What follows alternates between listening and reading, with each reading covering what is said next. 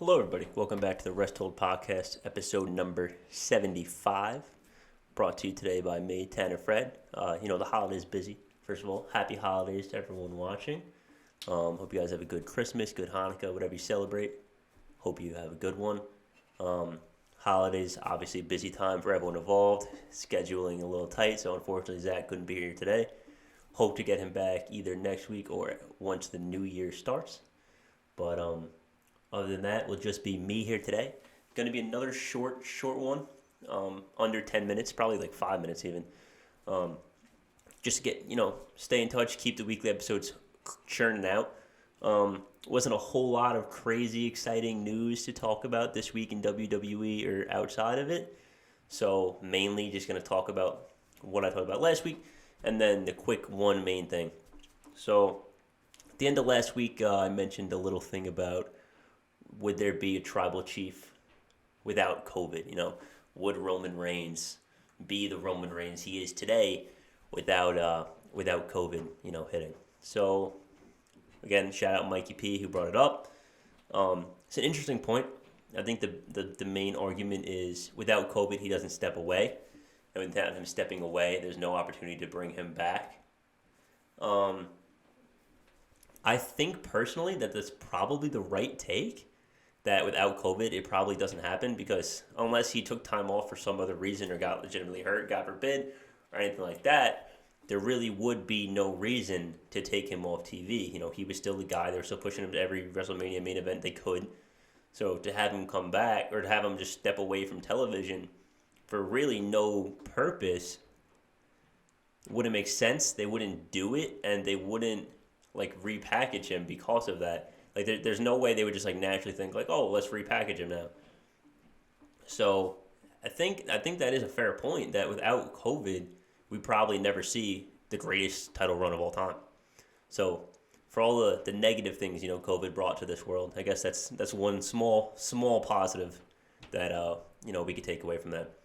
But moving on from that, to get into the one big weekly news we have for this week before we wrap it up. John Cena back in the WWE. Just one match for right now, at least. Not this Friday, the 23rd, but next Friday, the 30th. He will be competing on SmackDown in Tampa, Florida, in a tag team match with Kevin Owens against Sami Zayn and the Tribal Chief Roman Reigns. So they did a little segment on SmackDown about how John Cena has wrestled in every single year for the past 15, 20 years, whatever it is. He's wrestled at least one match, and this was the only year that... Excuse me 1 second. Sorry about that. This was the only year where he had missed that mark. So they're going to get him in on that last episode of SmackDown. They did a little segment. If you haven't seen it, I'd watch it. It's a good segment for both Roman, Sami, Cena, everyone involved. It was just a video package from Cena, but still it was good. So definitely must-watch TV next Friday, SmackDown, Tampa, Florida, 12:30. That's the date, not the time. 8 p.m. Eastern. Check that out if you have the time. Again, holidays, busy time.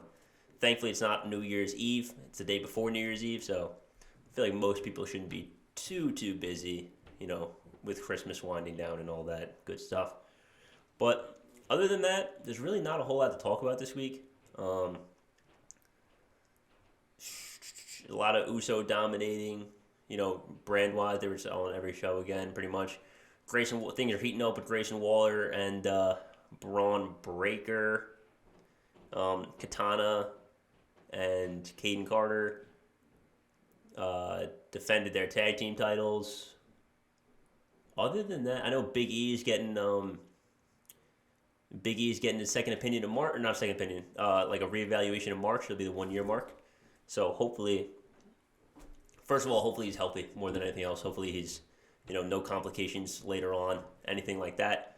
But, maybe get him back in the ring. Again, I feel like that's lowest priority right now. Number one priority is to make sure he's happy, healthy, safe, to do whatever he decides to do for the rest of his long life. But I think Sasha Banks rumors, apparently somewhere said she was released. I'm not buying it.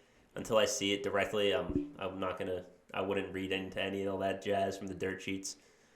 But other than that, that's really it. Just wanted to give you guys a quick update about what's going on in the wrestling world, what's going on with us. We'll try to get back to you guys next. Well, we will get back to you with another episode next week. Hopefully, it's both of us. We'll see what happens.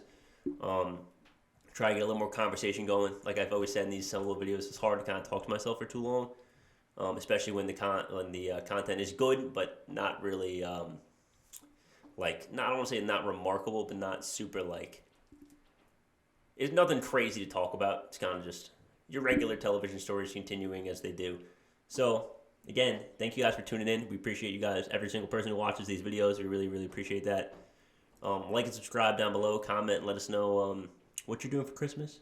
If you're getting any WWE gear for Christmas, any wrestling gear at all for Christmas, what you asked for, what Santa's gonna come bring you, you know. Socials are in the description. Instagram and Twitter at @wrestled_pod. We're on Apple Podcasts, we're on Spotify, wherever you get your media, we are there. Thank you guys for tuning in again. Appreciate it, and peace.